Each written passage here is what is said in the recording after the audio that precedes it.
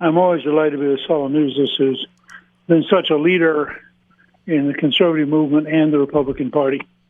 Welcome to the Saul's Newsstand News Rewind for July 22nd, 2022. A new op-ed by Saul News states, "Build Back Better is back to haunt us, this time with Manchin's support." Democratic U.S. Senator Joe Manchin did Americans a service by opposing his party's Build Back Better Act last year. His opposition sank the massive spending bill, which would have raised taxes to pay for a slew of bad policies. Unfortunately, Manchin is now embracing a new version of the same bill, which would have similarly disastrous consequences. With the Senate still split 50-50, Manchin's yes vote could push the proposed law through this time.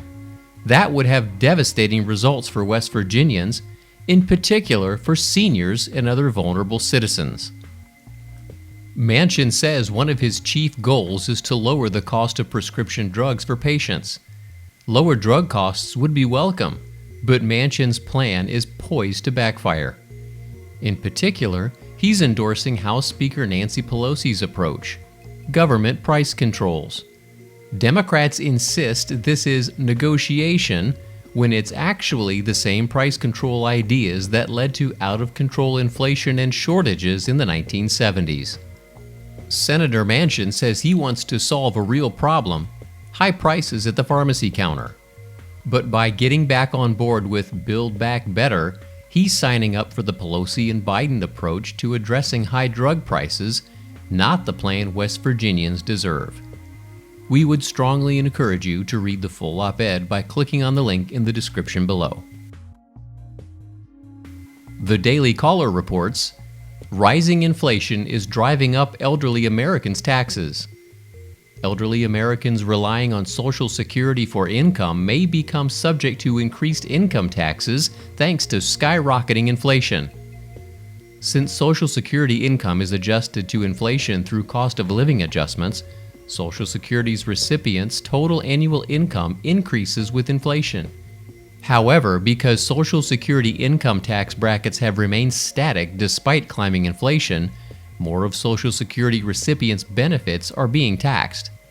New estimates from the Congressional Budget Office expect the portion of Social Security benefits subject to tax to grow by 10% this year and another 10% in 2023. Jim Martin, founder and chairman of the 60 Plus Association, told the Daily Caller News Foundation, quote, "Seniors, particularly those subsisting on fixed incomes and mainly relying on their Social Security check, are being ravaged by the highest inflation rates since rates have been recorded, and fellow senior Joe Biden is solely responsible through his out-of-control spending." And finally, Fox News reports, Manchin faces pressure in West Virginia to kill reconciliation deal. Senator Joe Manchin is facing intense pressure in West Virginia to permanently kill the party-line spending package that Democrats say is key to President Biden's domestic agenda. The pressure campaign has taken a two-pronged approach of praising Manchin for standing up to Democrats by derailing prior versions of the spending deal, while simultaneously warning the goodwill could disappear overnight. That strategy was on display with a recent ad, The Tale of Two Joes, by the 60 Plus Association, which bills itself as a right-leaning alternative to the AARP. Such ads have drawn the attention of national Democratic groups, which have rushed to respond with their own spots, calling on Manchin to stay true to his party. The political pressure on Manchin has only intensified as inflation continues to rise unabated, hitting 9.1% this month, and the political environment continues to worsen for the Democrats. And that concludes your Saul's Newsstand News Rewind for July 22nd, 2022. For more political news faster, visit saulsnews.com.